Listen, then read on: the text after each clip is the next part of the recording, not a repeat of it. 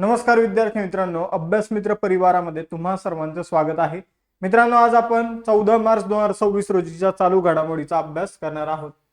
तर आपण लेक्चर सुरू करण्यापूर्वी फेब्रुवारी महिन्याचं मासिक जे आहे ते आपल्या ऍप्लिकेशनवर तुम्हाला उपलब्ध होऊन जाईल. त्याचबरोबर जानेवारी महिन्याचं मासिक देखील तुम्हाला आपल्या ऍप्लिकेशनवर मिळून जाणार आहे.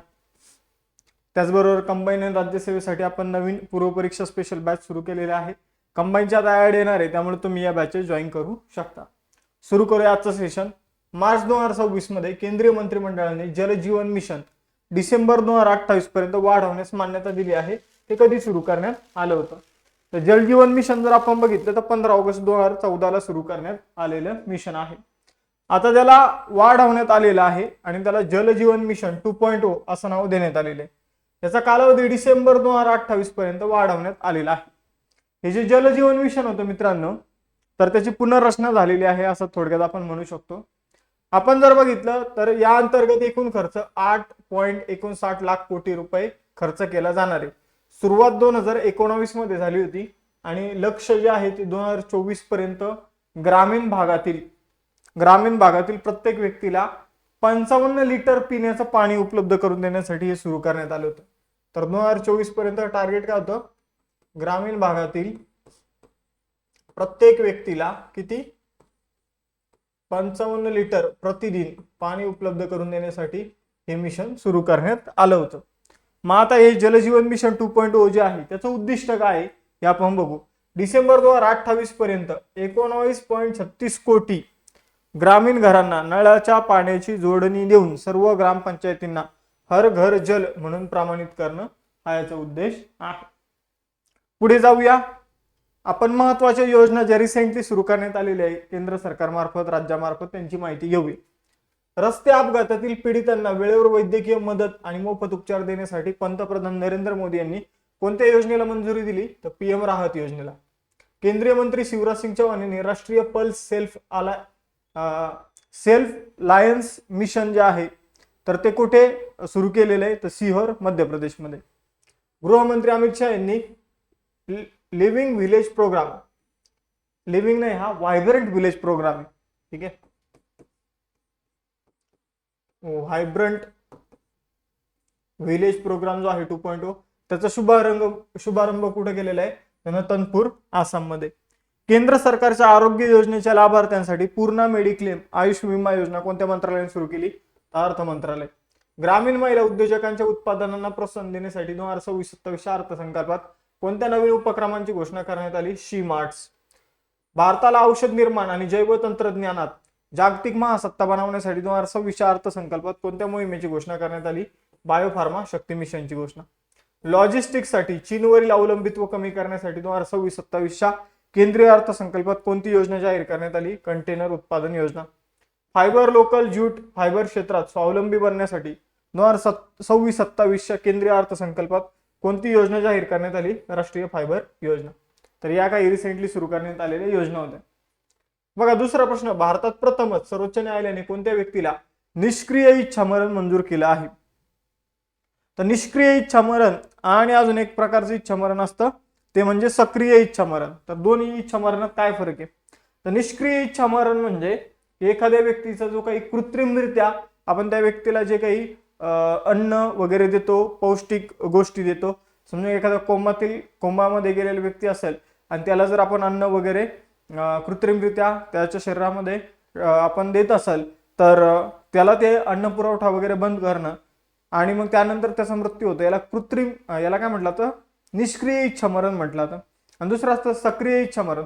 सक्रिय इच्छामरण म्हणजे काय? एखाद्या व्यक्तीला विष वगैरे देऊन त्याला समजा त्याला जर मारायचं असेल तर त्याला विष वगैरे पिण्याची परवानगी देणं त्याला म्हटलं तर सक्रिय इच्छामरण.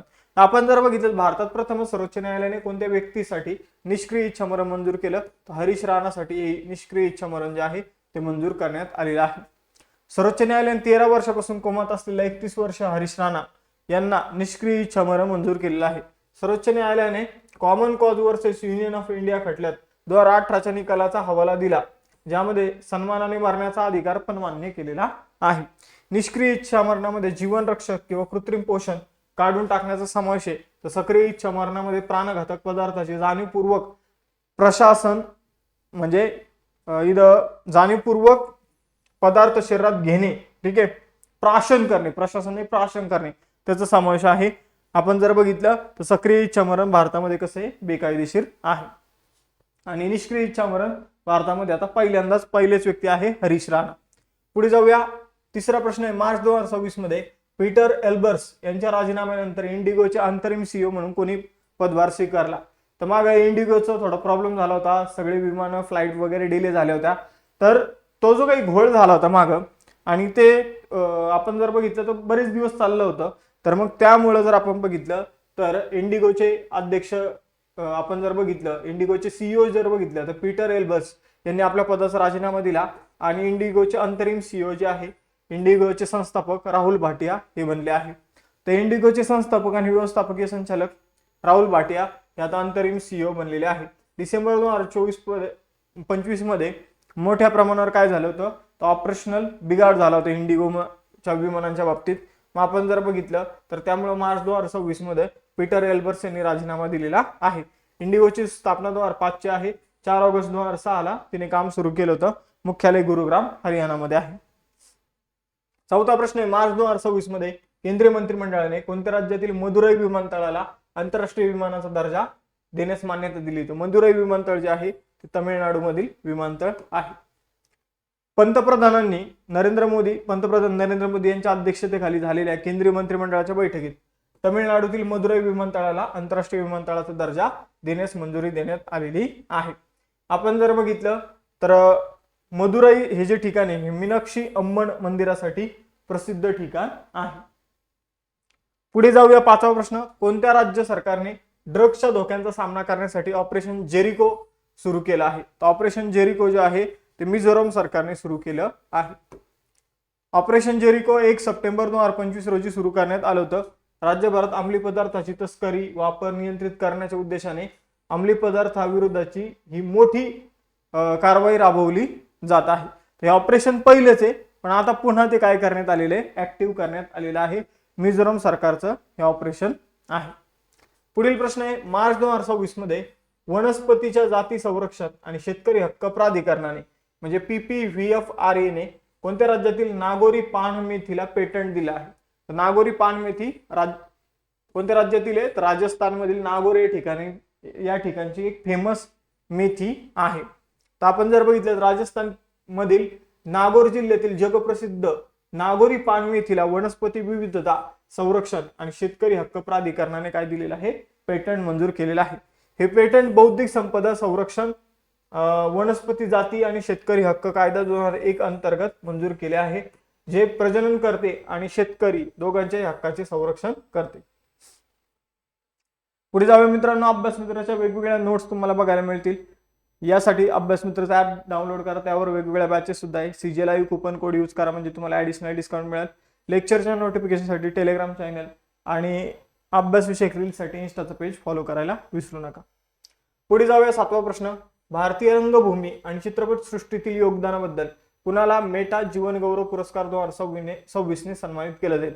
तर मेटा जीवन गौरव पुरस्कार 2026 जो आहे तो मिळणार आहे अमोल पालेकर यांना. तर आपण जर बघितलं तर ज्येष्ठ अभिनेते चित्रपट निर्माते अमोल पालेकर यांना Mahindra excellence in theatre awards Meta award जो आहे तर त्यामध्ये Meta life time achievement award 2026 ने सन्मानित केले जाणार आहे. मित्रांनो, आता महत्वाचे पुरस्कार सुद्धा बघून घेऊया. 2026-25 मध्ये देण्यात आलेले प्रतिष्ठ एस्मंड बी मार्टिन पुरस्कार 2026 जिंकणारा पहिला भारतीय कोण बनला? तर डॉक्टर कृती कारंत. 2026 मध्ये कोणत्या प्रसिद्ध पार्श्वगायकाला पद्मभूषण पुरस्काराने सन्मानित करण्यात आलं? अलका याज्ञिक. इंदिरा गांधी शांतता पुरस्कार 2025 कोणाला मिळाला? Graca Machel. Meditation the reflection of his holiness the Dalai Lama album साठी त्यांचा पहिला ग्रॅमी पुरस्कार कोणी जिंकला? दलाई लामा यांनी. क्रॉफर्ड पारितोषिक 2026 कोणी जिंकलं? वीरभद्र रामनाथन यांनी. प्रतिष्ठित चांग फेडरल मानवतावादी पुरस्कार 2026 कोणी जिंकला? डॉक्टर R व्यंकटेश आणि डॉक्टर हरिप्रिया अरविंद यांनी. इस्रायलचा सर्वोच्च संसदीय सन्मान speaker of the Knesset medal मोदीजींनी जिंकलेला आहे.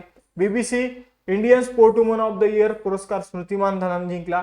बेलिंडा क्लार्क पुरस्कार 2025-26 अॅनाबेला सदरलँडने जिंकला. जागतिक शिक्षक पुरस्कार रुबल नागी यांनी जिंकला. भारताचा सर्वोच्च शांतताकालीन शौर्य पुरस्कार अशोक चक्र शुभांशु शुक्ला यांनी जिंकला. सुभाषचंद्र बोस आपत्ती व्यवस्थापन पुरस्कार वैयक्तिक श्रेणीमध्ये सीता अशोक शेळके यांनी जिंकला.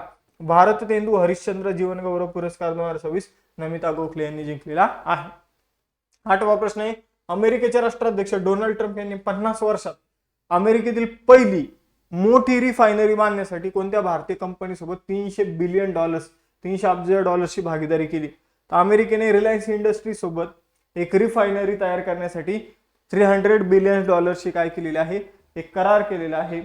मग ही रिफायनरी दक्षिण टेक्सास मधील पोर्ट ऑफ ब्राउन्सविले इथे तयार केली जाणार आहे. ती पूर्णपणे अमेरिकन शेल ऑइलवर चालणार आहे. या रिफायनरीची क्षमता दररोज 1.6 लाख बॅरल एवढं इथं काय तयार केलं जाईल, क्रूड ऑइल पासून वेगवेगळ्या गोष्टी तयार केल्या जाणार आहे.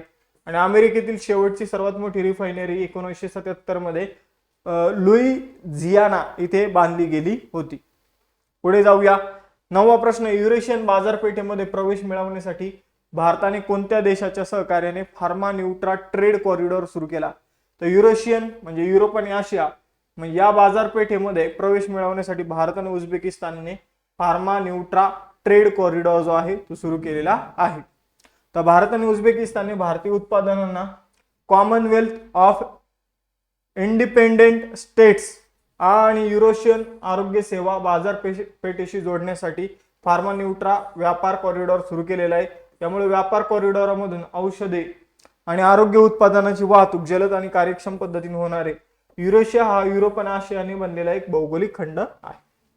10वा प्रश्न आहे, कोणत्या राज्य सरकारने 20 लाख ग्रामीण कुटुंबांना हायस्पीड इंटरनेट प्रदान करण्यासाठी प्रोजेक्ट गंगा सुरू केला? तर प्रोजेक्ट गंगा जो आहे तो उत्तर प्रदेश सरकारने सुरू केलेला आहे. ग्रामीण भागात डिजिटल कनेक्टिव्हिटीला प्रोत्साहन देण्यासाठी उत्तर प्रदेश सरकारने प्रोजेक्ट गंगा सुरू केला. राज्यातील सुमारे 20 लाख ग्रामीण घरांना परवडणाऱ्या आणि हायस्पीड फायबर इंटरनेटने जोडण्याचं याचं उद्दिष्ट आहे. 11वा प्रश्न आहे, केंद्रीय मंत्री पियुष गोयल यांनी आहार 2026 या आंतरराष्ट्रीय अन्न आणि आतिथ्य मेळ्याच्या 40व्या आवृत्तीचं उद्घाटन कुठे केलं? तर आहार मेळ्याचं उद्घाटन जे आहे ते अलीकडे नवी दिल्लीमध्ये करण्यात आलेलं आहे. ही याची 40वी आवृत्ती आहे. हा कार्यक्रम अन्न प्रक्रिया उद्योग मंत्रालय आणि इंडिया ट्रेड प्रमोशन ऑर्गनायझेशनने संयुक्तपणे आयोजित केलेला आहे. या मेळ्यात इटली हा भागीदार देश आहे. 12वा प्रश्न आहे, भारतातील समृद्ध हातमाग क्षेत्रातील महिलांच्या कामगिरीचं प्रदर्शन करण्यासाठी विरासत शक्ती नावाचं प्रदर्शन कुठे सुरू झालं? तर विरासत शक्ती नावाचं प्रदर्शन जे आहे मित्रांनो ते नवी दिल्लीमध्ये सुरू झालेलं आहे. आंतरराष्ट्रीय महिला दिनानिमित्त डॉक्टर एम बीना यांनी याचं उद्घाटन केलं. वस्त्रोद्योग मंत्रालयाच्या राष्ट्रीय हातमाग विकास महामंडळ द्वारे हे प्रदर्शन जे आहे ते आयोजित करण्यात आलेले. हे प्रदर्शन भारतातील पारंपरिक विणकाम आणि महिलांच्या आर्थिक सक्षमीकरणाला प्रोत्साहन देण्यासाठी एक व्यासपीठ प्रदान करतं. आजच्या सेशनचे टेस्ट क्वेश्चन बघा. निष्क्रिय इच्छामरण मंजूर झालेली पहिली व्यक्ती सांगायची तुम्हाला. त्यानंतर मेटा जीवन गौरव पुरस्कार कुणाला मिळालेला आहे आणि ऑपरेशन जेरिको कोणत्या राज्याने सुरू केलेला आहे किंवा ऍक्टिव्ह केलेला आहे. लेक्चर आवडला असल्यास लेक्चर लाईक करा, चॅनलला सबस्क्राईब करा. थांबूया आपण इथं, भेटूया नेक्स्ट सेशनमध्ये. चलो बाय बाय, जय हिंद.